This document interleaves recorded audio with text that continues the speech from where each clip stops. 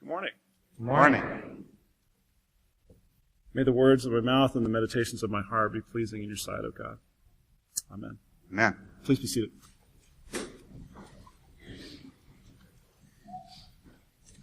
Well, good morning again. I'm hoping that the microphone mix will work out okay. I've got two microphones going, so we should be okay. My name is Chad Senuta, and I'm the Associate for Youth and Campus Ministry for the Episcopal Diocese of Chicago. I'm here by the invitation of your rector, and I'm so glad to be here with you this morning. I had the pleasure of standing outside with Kevin and greeting some of you as you entered, and that turns out to be very appropriate for today for what I'd like to talk about with you and share with you. What struck me from today's gospel reading is this wonderful meeting that happens between this group of Greeks who come and want to see Jesus. I did a little research this week and found out that some people estimate that in our lifetime, we will meet as many as 80 to 100,000 people. Based on average lifespan, where we live, how many people we might meet in a day, 80 to 100,000. If you're like me, some of those, you may struggle to remember their names. And then we have that, we see them a week later, and we have that whole awkward feeling. Some of them are incredibly significant. Some of them we remember throughout our lifetime.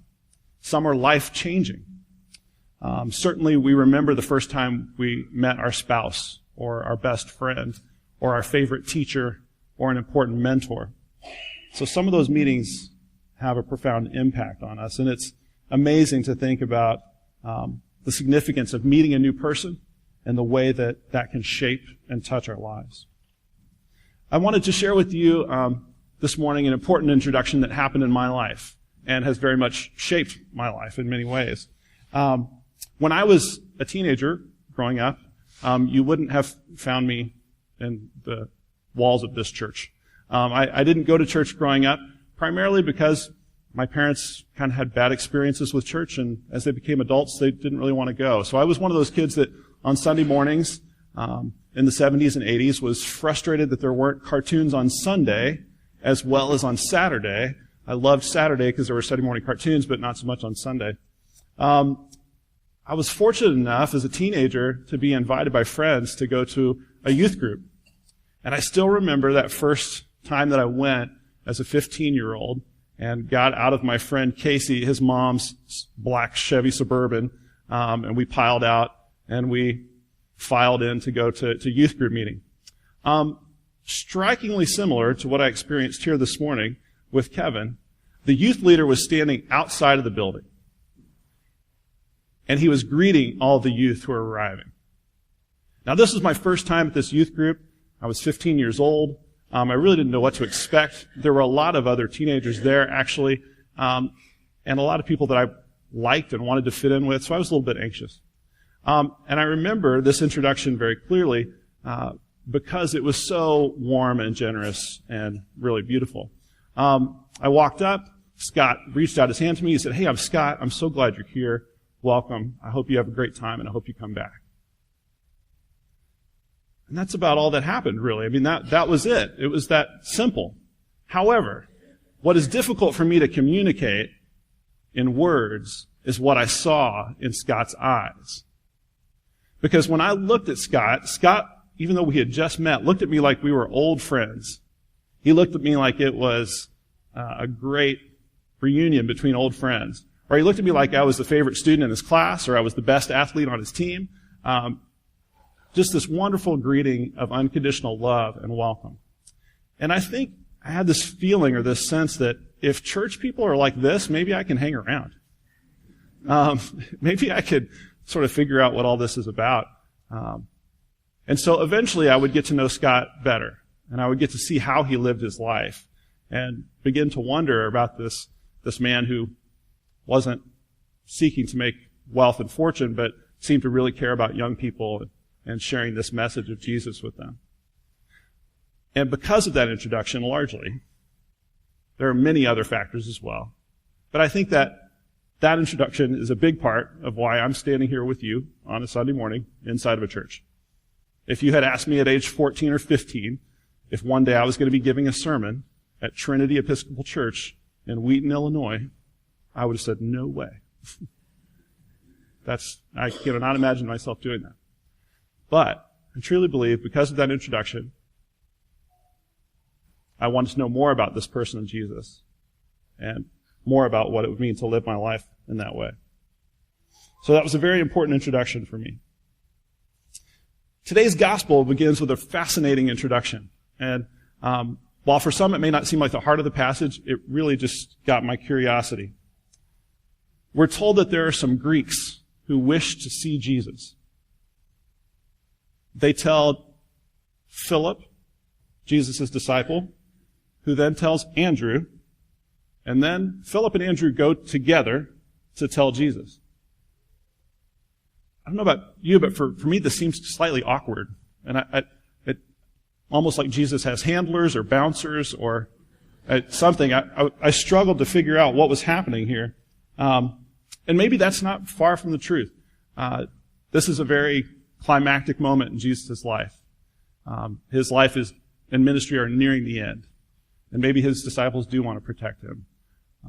But he has a great deal of people who want to know what he's about and have eyes on him. So, many commentators believe that Jesus uses this moment to really clarify his mission with his disciples. He uses the analogy of grain and wheat and explains the sacrifice that he is going to make as he teaches again that being his follower involves letting go and giving up some things. He seems to be intentional about letting his own life speak to these Greeks, however. He allows the coming events that will take place in the next few days to really be the introduction that they need, to really be the revelation, so his death and resurrection, to be the meeting that they're seeking. This is a powerful introduction for them, even though they may not get a face-to-face greeting and a handshake.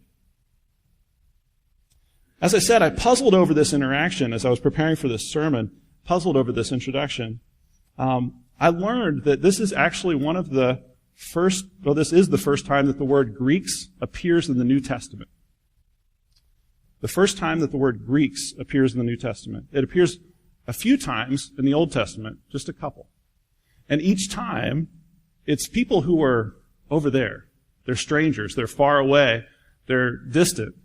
They're foreigners. This is the first time that we see Greeks in the New Testament.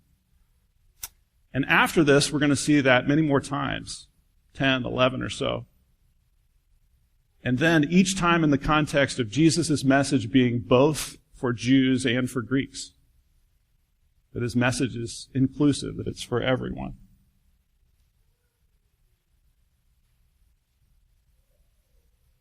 So after this encounter, it would seem that this was a critical introduction. In many ways, a starting point for Jesus' message to become even broader and more inclusive and to reach even more people. I really think we're all like the Greeks in this passage. We want to see Jesus. We desire to see Jesus, no matter our age or where we are from. So the Greeks in this gospel may not have had the opportunity to shake hands with Jesus, but they had an up-close encounter. They had an up-close encounter that transformed them. And we see that it went on to impact a great deal more people around the world. I'm often asked in my capacity to speak on behalf of young people to try and explain what they want and need out of church, which becomes increasingly difficult to do as I'm 42 years old. But as I look back to my own experience as a young person, I think in some ways not many things have changed. And my greatest hope is that young people will meet faithful adults that help them to see Jesus. Much like I did as a teenager. That they will see the love of Christ in someone else's eyes and also see that person living a life and a faith like the one Jesus describes in this passage that inspires them, that enthralls them, that draws them and makes them want to do the same. And likewise, I hope that we as adults meet Jesus in our young people and that we see Jesus in them, because we certainly will. when we meet faithful young people that help us to see Jesus and to be more like him, to follow him. I hope that together we can grow up in the faith, and I hope that we can go out and make more introductions. Amen.